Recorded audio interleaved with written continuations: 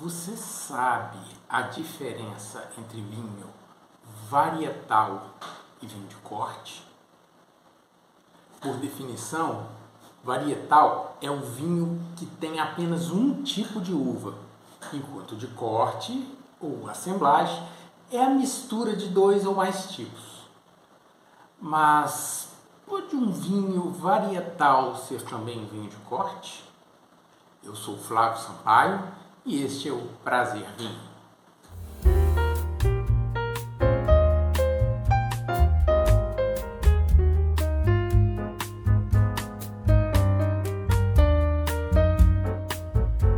Antes de continuar, pause esse vinho e me diga aí nos comentários se um vinho pode ser ao mesmo tempo varietal e de corte. Já deixou seu comentário? Vamos lá. A legislação que rege o vinho na maioria dos lugares determina que podem ser rotulados como varietais aqueles que possuem em sua composição pelo menos 75% de determinada uva. Assim, um vinho que tenha 75% de Cabernet Sauvignon e 25% de outras uvas pode declarar no rótulo apenas a uva principal, no caso a Cabernet Sauvignon. As outras não são obrigatórias. Será, portanto, considerado varietal, inclusive no Brasil. Em algumas denominações, como a brasileira DO Vale dos Vinhedos, por exemplo, as regras são mais rigorosas e exigem que pelo menos 85% do vinho seja composto da mesma uva para que ele possa ser rotulado como varietal. Mas, Flávio, como eu sei se aquele vinho que eu comprei é 100% da uva declarada no rótulo? Há duas formas, mesmo assim, nenhuma delas é 100% garantida, pois dependem da vontade do produtor. Se tiver escrito no rótulo ou no contrarótulo, 100% uva tal. 2. Olhar a ficha técnica do vinho no site do produtor ou do revendedor, procurando a mesma informação. Lembre-se, o produtor pode ou não declarar a mistura nesses casos, e isso não é necessariamente ruim. Bem, acho que as informações até agora valem um like aí embaixo, não é? Mas, para complicar as coisas um pouco mais, eu vou fazer uma pergunta. Eu tenho um vinho aqui, o Double Terroir Valmarino 100% Cabernet Sauvignon. Ele é varietal ou de corte? Mas, Flávio, como pode um vinho 100% Cabernet Sauvignon ser um vinho de corte? É lógico que ele é varietal, certo? Mais ou menos. Esse vinho é uma combinação de uvas de duas regiões distintas. Vejamos, metade das uvas vem da Serra Gaúcha, um terroir que costuma ter altos índices de chuva durante a fase final de amadurecimento até a colheita.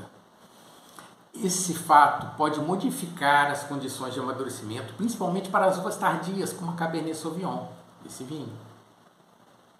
Devido a essas condições climáticas, os vinhos da Serra Gaúcha, em geral, costumam ter acidez mais elevada, corpo e taninos médios, um perfil alcoólico ligeiramente mais baixo que de regiões subtropicais, onde chove menos. Na Cabernet Sauvignon, isso costuma ser mais notado, pois o amadurecimento ideal fica mais difícil quando faz tempo chuvoso. Já a outra metade das uvas desse vinho vem da Campanha Gaúcha, uma região que fica na fronteira com o Uruguai, nesse caso uruguaiana. Embora tenha uma estação territorial muito grande, com enorme variedade climática, a região da Campanha, em geral, apresenta condições distintas da Serra Gaúcha, em termos de chuva, incidência de sol na época do amadurecimento e colheita. Assim, vinhos tendem a ter um perfil de menor acidez, corpo alto, taninos mais maduros. Isso favorece bem o perfil tardio da Cabernet Sauvignon. Obviamente, esses fatores variam de vinho para vinho, vinhedo para vinhedo, safra para safra, podendo ser mais ou menos acentuados dependendo das condições climáticas de cada lugar e de cada ano. O manejo do vinhedo e as técnicas empregadas pelo produtor também interferem. Voltando a este double terroir, o que acontece quando você mistura um vinho com perfil da Serra Gaúcha com um da Campanha Gaúcha? Vejamos, a acidez mais alta de um eleva e equilibra a acidez mais baixa do outro. Os taninos de um, que são extra-maduros, compensam e ajudam a suavizar os taninos do outro. O álcool mais elevado de um equilibra o álcool mais baixo do outro. O mesmo acontece com o corpo e a cor. Os aromas se juntam e se complementam. E temos no final um vinho mais equilibrado, onde os pontos fortes de um compensam os pontos fracos do outro e vice-versa. É exatamente o mesmo que acontece quando misturamos vinhos de uvas diferentes. As características de uma uva equilibram e complementam as características da outra. Mas, Flávio, e se a mistura for de vinhedos mais próximos ou muito distantes, como a Serra Campanha? E se os vinhedos forem vizinhos? Misturar uvas de vinhedos próximos também pode ter esse mesmo efeito, embora muitas vezes em um grau menor. Há vários fatores que podem influenciar o resultado da colheita. A idade do vinhedo, inclinação do terreno, forma de condução da videira, tipo de solo, altitude, presença de rios, florestas, montanhas, tudo isso próximo, e até subvariantes da mesma uva, chamamos de clones. Sem contar que se pode utilizar diferentes técnicas na hora de vinificar. E aí, será que agora eu mereço que você se inscreva aí no canal para apoiar o meu trabalho? E aperta também o sininho da notificação aí para você receber os próximos vídeos. Fascinante esse mundo do vinho, não? E aí, é varietal ou é de corte? Para finalizar, eu deixo uma mensagem super importante.